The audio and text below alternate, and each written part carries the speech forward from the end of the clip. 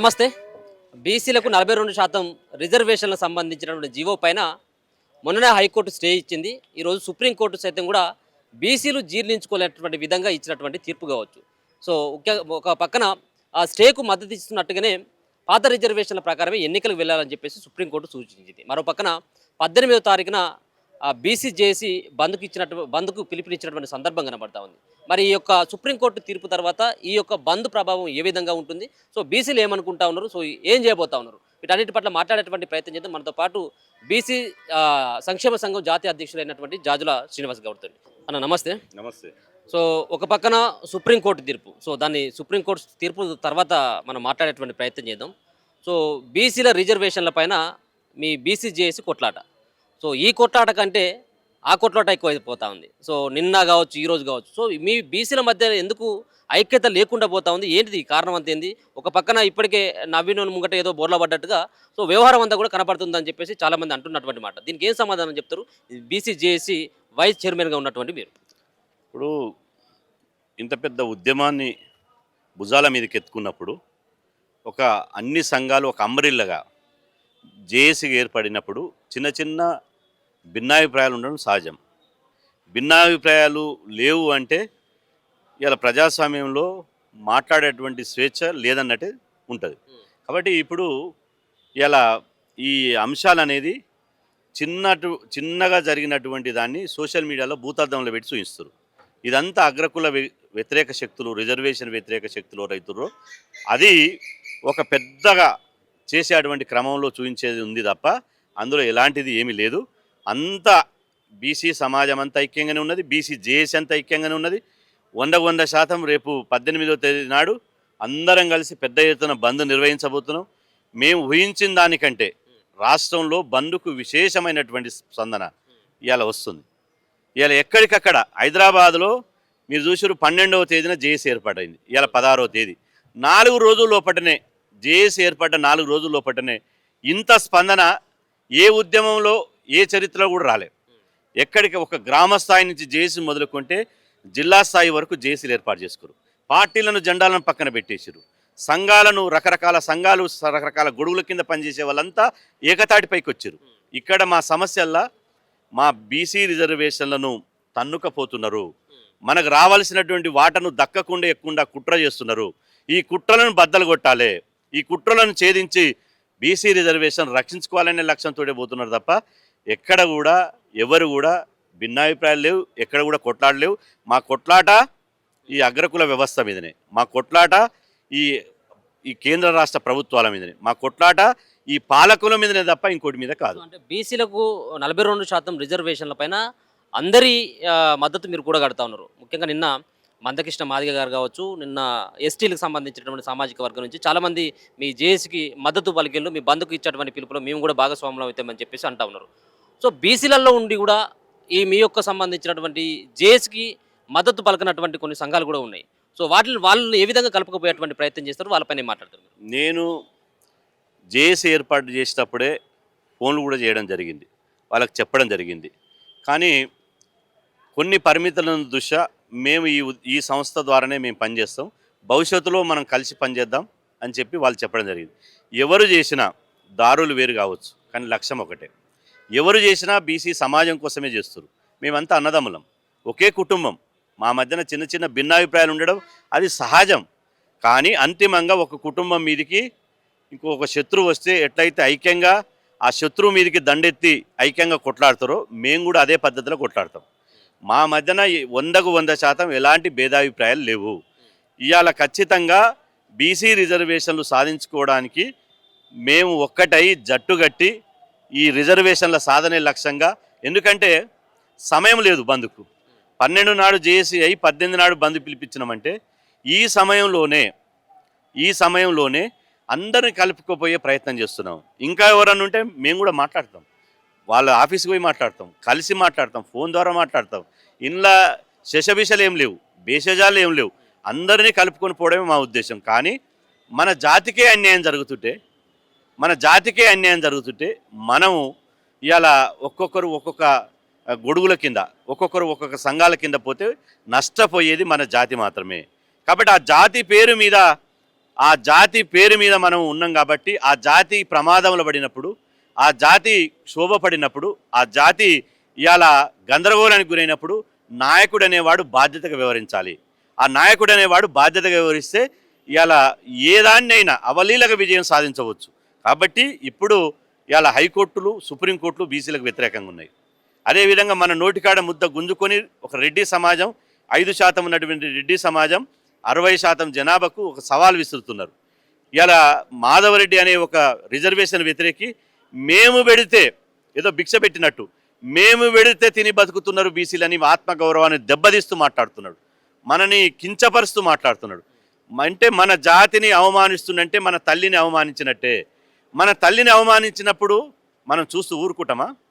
ఏ పద్ధతిలో జవాబు ఇవ్వాలో ఆ పద్ధతులు ఇవ్వాలి. ప్రజాస్వామ్యంగా జవాబు ఇవ్వాలి, ఓటు పరంగా జవాబు ఇవ్వాలి, ఆందోళన ద్వారా జవాబు ఇవ్వాలి, అన్ని రకాల పద్ధతుల ద్వారా జవాబు ఇవ్వాలి. కాబట్టి ఇవాళ ఖచ్చితంగా ఈ సమాజం, అగ్రకుల సమాజం ఏదైతుందో ఇవాళ మిగతా వాళ్ళు కాదు, ఒక్క రెడ్డి సమాజమే. ఆ రెడ్డి సమాజంలో మొత్తం కాదు, ఏదైతే పేద రెడ్డిలు కాదు, కష్టాల్లో సుఖాల్లో పాలుపంచుకునేటువంటి రెడ్డిలు కాదు, అదేవిధంగా రెక్కల్లో డొక్కల్లో వ్యవసాయం చేసేటువంటి రెడ్డిలు కాదు, ఎవరైతే రాజకీయంగా ఆధిపత్యం చేస్తారో, ఎవరైతే పెత్తనం చేస్తారో ఆ రెడ్లు మాత్రమే, పిడికెడు శాతం కూడా రెడ్లు మాత్రమే బీసీలను బంతాట ఆడుకుంటున్నారు, బీసీల ప్రయోజనాలను కాలరాస్తున్నారు. ఈ సమయం లోపట ఆ రెడ్డిలకు బుద్ధి చెప్పడానికి, రిజర్వేషన్ల వ్యతిరేకులకు బుద్ధి చెప్పడానికి బీసీలంతా ఏకతాటి మీదకి రావాల్సినటువంటి చారిత్రాత్మకమైనటువంటి అవసరం ఏర్పడ్డది. అందుకోసమే మన పోరాటం ఇలా ముందుకు పోతున్నది. అంటే ఒక పక్కన చివరి ఆశ కూడా ఇప్పుడు ఈ రోజు ఇచ్చినటువంటి తీర్పుతో అది కూడా పోయింది. ఆల్రెడీ సుప్రీంకోర్టులో వేసినటువంటి స్పెషల్ లీవ్ పిటిషన్స్ అయితే కూడా ప్రభుత్వం వేసింది, ఆల్రెడీ కొట్టేసింది. పాత రిజర్వేషన్ల ప్రకారం ఎన్నికలకు వెళ్ళొచ్చు అని చెప్పేసి ఒక సూచన కూడా చేయడం జరిగింది. సో జీవో పైనే స్టే ఇచ్చినప్పుడే ఒక రకమైనటువంటి వ్యతిరేకతను కనపరిచినటువంటి బీసీలు ఈ రోజు ఏంటి కార్యాచరణ ఏంటిది? ఎలా ఒక పక్కన సుప్రీంకోర్టులో సైతం కూడా అది కొట్టుకుపోవడం జరిగింది. ఇంకేం చేయబోతా ఉన్నారు? ఇంకా మీ ఉద్యమాన్ని ఇంకా తీవ్రతరం చేయబోతా ఉన్నారా? సో సుప్రీంకోర్టు ఇచ్చినటువంటి తీర్పు పైన ఏం మాట్లాడుతూ ఉన్నారు? ఇప్పుడు కోర్టులలో, న్యాయస్థానాలలో బీసీలకు అన్యాయం జరుగుతుందని మాకు స్పష్టంగా తెలుసు, ముందే తెలుసు. కానీ మా బీసీ సమాజానికి తెలవాలి కదా. బీసీ సమాజము అమాయకుల లెక్క కోర్టులలో మనకు న్యాయం జరుగుతుంది, మనం ఇంత జనాభా ఉన్నాం, మనం కోర్టుకు పోతే మన జనాభా ప్రకారం ఇస్తారు, మన సోదర ఎస్సీ ఎస్టీలకు ఇచ్చారు, అదేవిధంగా అగ్రవర్ణాలకు ఇచ్చారు జనాభా ప్రకారం, మనకెందుకు ఇయ్యరు, కాబట్టి కోర్టులలో కొట్లాడండి అంటారు. అంటే బీసీ సమాజానికి పాలేయో నీళ్ళయో తేలాలి కదా. బీసీ సమాజానికి ఎవడు దోస్తులో ఎవడు ద్రోవులో తేలాలి కదా. కాబట్టి కోర్టుల ద్వారా పోరాటం చేసినాం, న్యాయస్థానాలను ద్వారా మనం పోరాటం చేసినాం. అంటే మాకు మేముగా పోరాటం చేయలేదు. రిజర్వేషన్ వ్యతిరేకులు ఎవరైతే కోర్టుకు పోయిరో ఆ కోర్టుల ద్వారా వాళ్ళు పోయినప్పుడు ఆ కోర్టుల ద్వారా మేము ఇంప్లీడ్ అయ్యి పోరాటం చేయడానికి మేము సిద్ధపడ్డాం. కానీ కోర్టులు మాకు చుట్టాలు కాకుండా పోయినాయి, కోర్టులు అగ్రకులాలకు చుట్టాలైనాయి. కోర్టులలో మా బీసీల యొక్క బాధ, మా కోర్టులలో మా బీసీల యొక్క ఆకాంక్షలు, మా బీసీల యొక్క డిమాండ్లు అరణ్య రోదనగా మారిపోయినాయి. కోర్టులు ఇలా బీసీలకు న్యాయం చేయలేదని చరిత్రలో మళ్ళీ ఒకసారి రుజువైంది.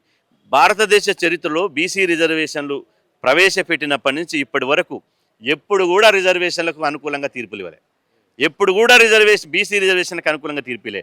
కానీ కోర్టులకు బీసీ రిజర్వేషన్లు ఇచ్చినప్పుడు మాత్రమే చట్టాలు, న్యాయాలు, సెక్షన్లు, ఆర్టికల్స్ గుర్తొస్తాయి. కానీ అగ్రకులాలకు రిజర్వేషన్లు ఇప్పించినప్పుడు 50% సీలింగ్ దాటినప్పుడు ఏ కమిషన్ రిపోర్ట్ లేకుండా, ఏ జనాభా లెక్కలు లేకుండా, ఎంత శాతం నిర్ధారించకుండా, శాసనసభలో తీర్మానాలు లేకుండా, శాసనంలో చట్టాలు లేకుండా ఉన్న ఫలంగా రాత్రికి రాత్రే జీవోలు తీస్తే మాత్రం కోర్టులకు న్యాయం అయిపోతుంది.